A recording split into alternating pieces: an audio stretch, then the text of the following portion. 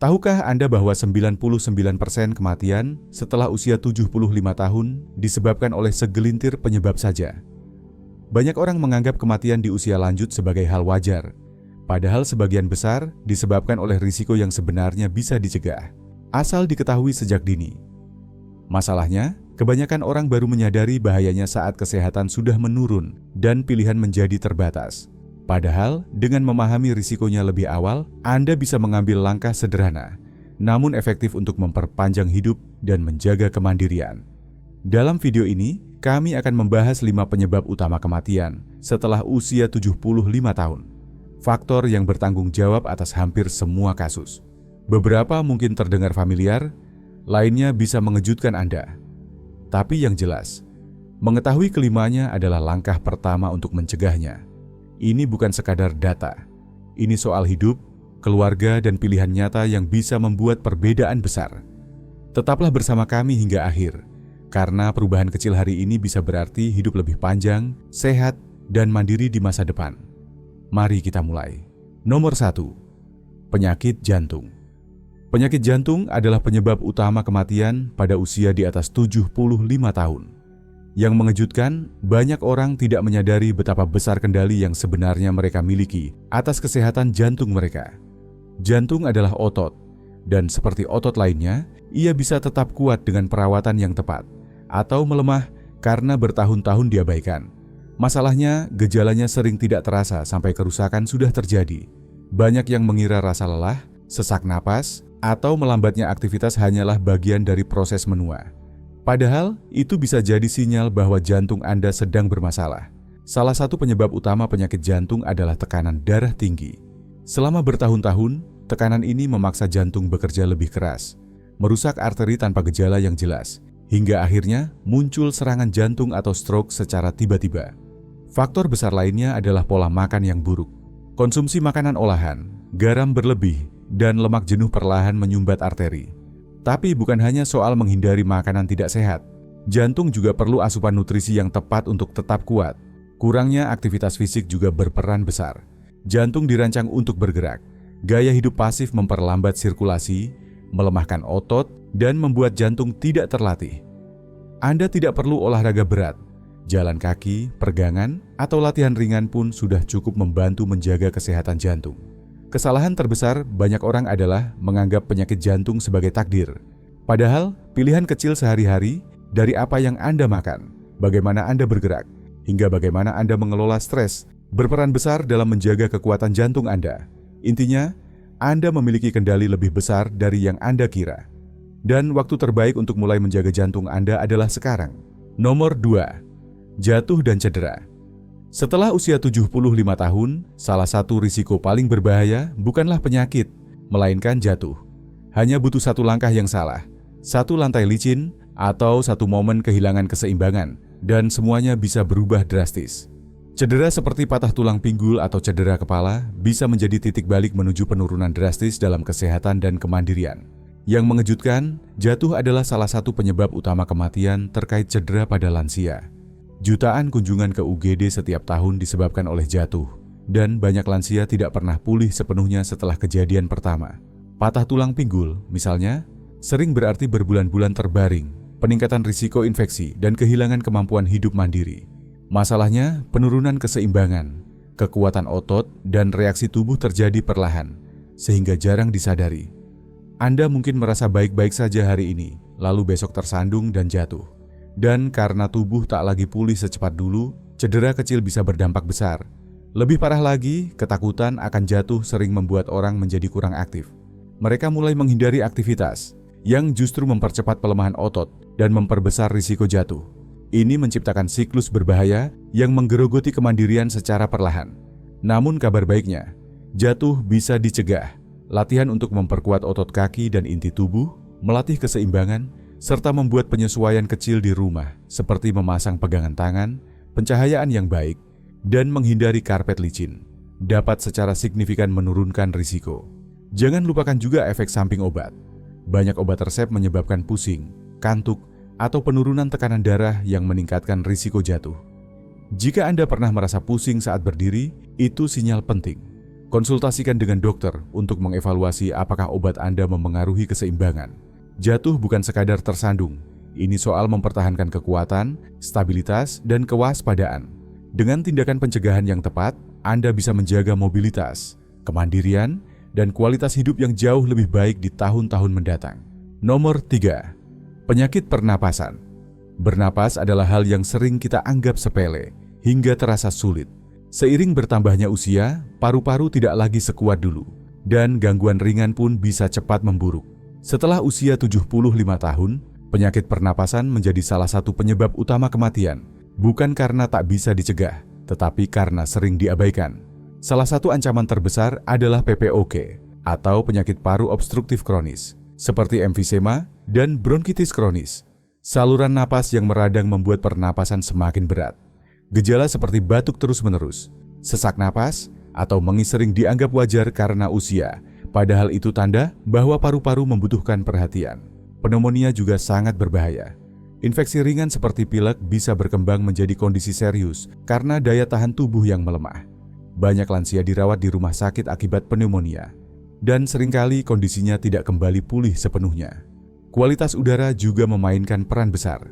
Bertahun-tahun terpapar polusi, asap rokok, jamur, atau bulu hewan dapat merusak paru-paru tanpa disadari.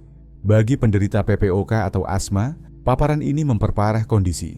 Perubahan sederhana seperti menjaga ventilasi, memakai pembersih udara, atau menghindari asap bisa sangat membantu. Paru-paru juga perlu latihan. Aktivitas ringan seperti berjalan atau peregangan membantu paru-paru mengembang maksimal dan mencegah penumpukan lendir.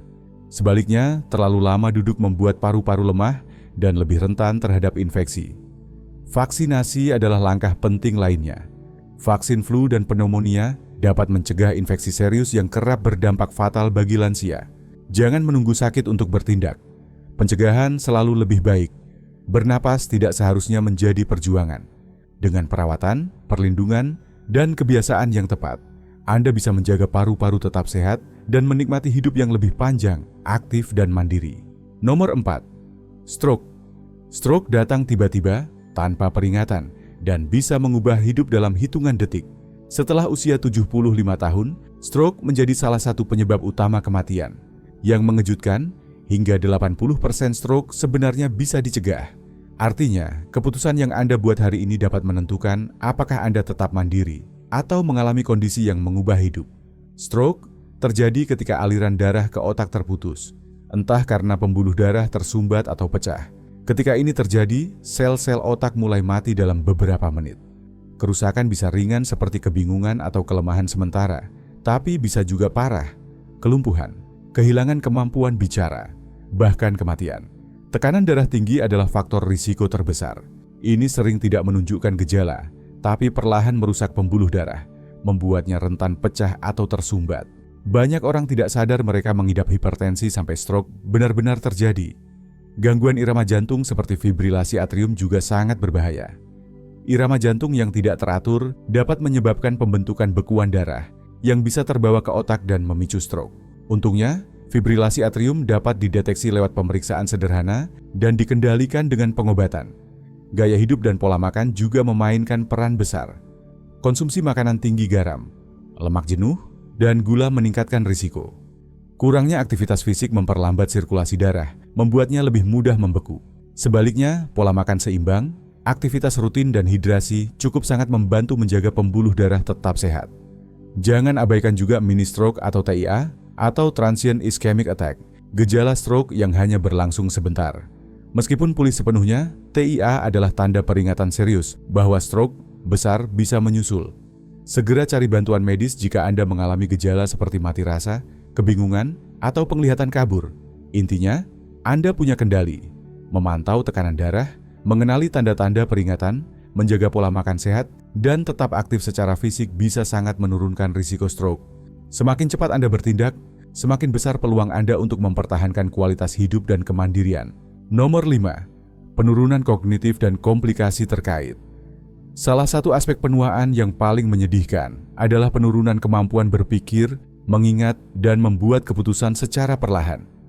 Penurunan kognitif tidak terjadi tiba-tiba. Ia datang perlahan, dimulai dari kelupaan kecil yang tampaknya sepele. Namun seiring waktu, kelalaian itu berubah menjadi gangguan yang memengaruhi kehidupan sehari-hari. Kesulitan mengelola tugas rutin, mengenali wajah yang akrab, atau membuat keputusan yang masuk akal. Demensia dan Alzheimer bukan hanya gangguan pada ingatan. Mereka memengaruhi seluruh tubuh dan kualitas hidup. Saat kemampuan berpikir menurun, begitu juga kemampuan untuk merawat diri. Banyak lansia lupa minum obat, makan tidak teratur, atau gagal mengenali gejala penyakit. Dehidrasi, kekurangan gizi, dan komplikasi medis menjadi risiko nyata, bukan karena tubuh mereka lemah, tapi karena pikiran mereka mulai kehilangan kendali. Salah satu bahaya terbesar adalah kecelakaan domestik, lupa mematikan kompor, meninggalkan pintu terbuka, atau berjalan tanpa arah di luar rumah. Semua ini bisa berujung pada kondisi yang berbahaya, bahkan mematikan.